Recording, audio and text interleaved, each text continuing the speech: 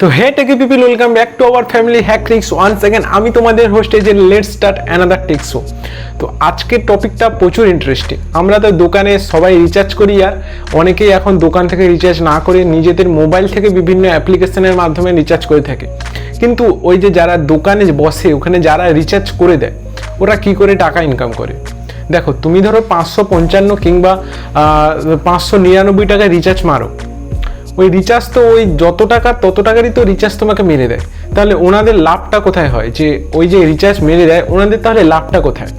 সেই ব্যাপারে ভিডিওটা। তো ভিডিওটা যদি ইন্টারেস্টেড হও তো অবশ্যই লাস্ট অবধি দেখো, আর ভালো লাগলে একটা লাইক করো, বন্ধুদের মাধ্যমে শেয়ার করো। তো সর্বপ্রথমে বলে নিই, আমরা যখন রিচার্জ করতে কোনো দোকানে যাই তখন ধরো 555 টাকা রিচার্জ করি, ওতে কিন্তু 50 পয়সা থেকে কিন্তু 1.5 পয়সা মানে 1 টাকা 50 পয়সা পর্যন্ত তাদের লাভ থাকে। 50 থেকে 1.5 পয়সা পর্যন্ত তার লাভ থাকে। ওটা কীরকম?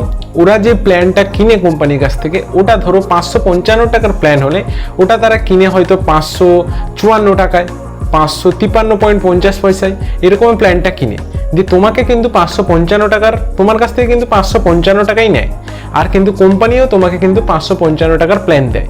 কিন্তু যারা রিটেলার মানে যারা ওই দোকানে রিচার্জ করে ওরা কিন্তু কোম্পানির সাথে কন্ট্রাক্ট থাকে, ওদেরকে কোম্পানি কিন্তু 1-1.5 পয়সা কমে কিন্তু দিয়ে দেয়।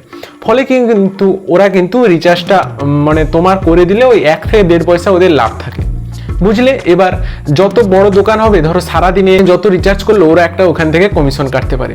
দেখবে শুধু রিচার্জ দোকানে কখনো শুধু রিচার্জ করে না, তার বিভিন্ন সাইটে আরও অ্যাক্সেসরিজ, রিচার্জের তারপরে ব্যাটারি, চার্জার, সে অনেক কিছুই রাখে, ওগুলো বিক্রি করে। ওগুলো করেই কিন্তু ওদের মানে ইনকামটা হয়, ইনকাম সোর্সটা ক্রিয়েট হয়। কিন্তু ওই রিচার্জে কিন্তু খুব একটা ইনকাম হয় না, যা ইনকাম হয় বললাম এই 1 থেকে 1.5 পয়সা। এবার যতগুলো রিচার্জ হবে ততগুলোই হবে। কিন্তু এখানে আরও একটা তোমাদের বলে রাখি, যে আমরা ধরো পেটিএম থেকে রিচার্জ করি, গুগল পে থেকে রিচার্জ করি, কিংবা তোমার ধরো জিও অ্যাপের মধ্যে থেকে রিচার্জ করি, তাহলে কিন্তু ওই যে লাভটা কোম্পানির হয়।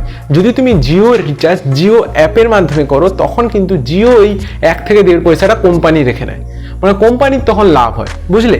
এবার ধরো তুমি পেটিএম এর মাধ্যমে করলে তখন পেটিএম কোম্পানি কিন্তু ওই 1 থেকে 1.5 পয়সা কিন্তু লাভ হলো। তো আমি আশা করি বোঝাতে পেরেছি যে কি করে মোবাইল দোকানিরা ইনকাম করে, সোর্স অফ ইনকাম কি। আর আমরা ধরো পেটিএম কিংবা মাই জিওতে রিচার্জ করলে কিন্তু কি হয়, ওরাই কিন্তু কোম্পানিরাই কিন্তু 1 থেকে 1.5 পয়সা রেখে দেয়। ফলে তুমি যদি ওদের অ্যাপে ওই কোম্পানির নিজস্ব অ্যাপে রিচার্জ করো তাহলে কোম্পানির প্রফিটটা হয় বেশি। তো আশা করি ভিডিওটা ভালো লাগলে অবশ্যই আমার চ্যানেলটা ঘুরে দেখতে পারো আর বন্ধুদের মধ্যে শেয়ার করতে পারো। তো আমার যারা প্রিভিয়াস ভিডিও এখনো দেখোনি এখান থেকে দেখতে পারো, আর যারা আমার ডার্ক ওয়েব সিরিজ এখনো দেখোনি এখান থেকে দেখতে পারো। Bye bye, take care, tata.